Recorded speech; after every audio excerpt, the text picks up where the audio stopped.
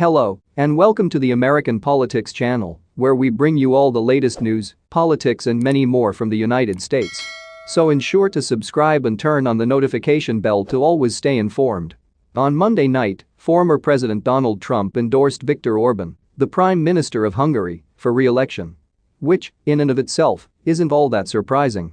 After all, Trump was an open admirer of Orban's time in office, even going so far as to welcome the Prime Minister to the White House in 2019, an honor long denied Orban by past US presidents. And Orban will be up for a fourth term sometime this spring, which explains the Trump endorsement timing.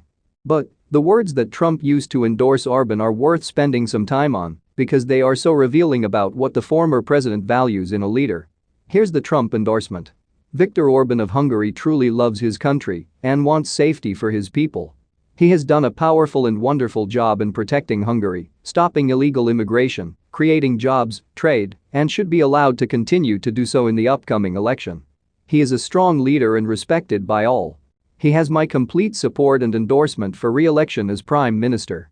Let me draw your attention to two adjectives in particular that Trump used in the endorsement: powerful and strong. And let me suggest that Trump is drawn to Orban, not in spite of his authoritarian tendencies, but because of them. Consider what Orban has done in recent years to consolidate power and establish himself in the mold of a prototypical authoritarian, seized control of the university system in the country, changed election laws, altered textbooks to reflect his anti-immigration stance, cracked down on independent media. There's more, lots more, but you get the general gist. Orban, over the past decade, has sought to consolidate power and eliminate both his opposition and the country's free media. And Trump admires him for it. And it's not just Orban. During Trump's time as a candidate for president and then in office, he regularly praised authoritarian leaders for their strength and toughness. Emphasis below is mine. On Russian President Vladimir Putin, the man has very strong control over a country. Now, it's a very different system and I don't happen to like the system, but certainly in that system, he's been a leader. Far more than our president has been a leader.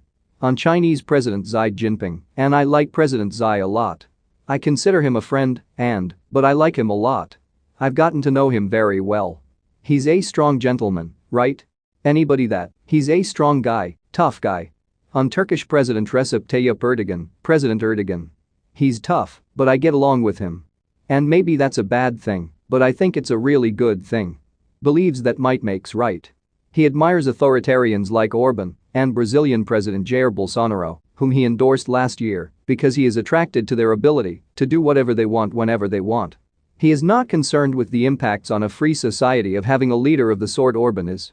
His thought process never gets that far. It's simply that these guys are tough, and Trump not only likes tough, but aspires to be tough like them. There is, of course, a big difference between being strong or tough and being just. Strength is not wisdom, and often strength undermines wisdom. Trump seems to not grasp that difference or just doesn't care. In his mind, leaders take as much power as they can for as long as they can. Which explains not just his support for Orban, but also his continued efforts to undermine the free and fair presidential election of 2020. So guys, with that we have come to an end of this edition of the news. Make sure to subscribe if you haven't. Thanks so much for watching. Until next time. Bye.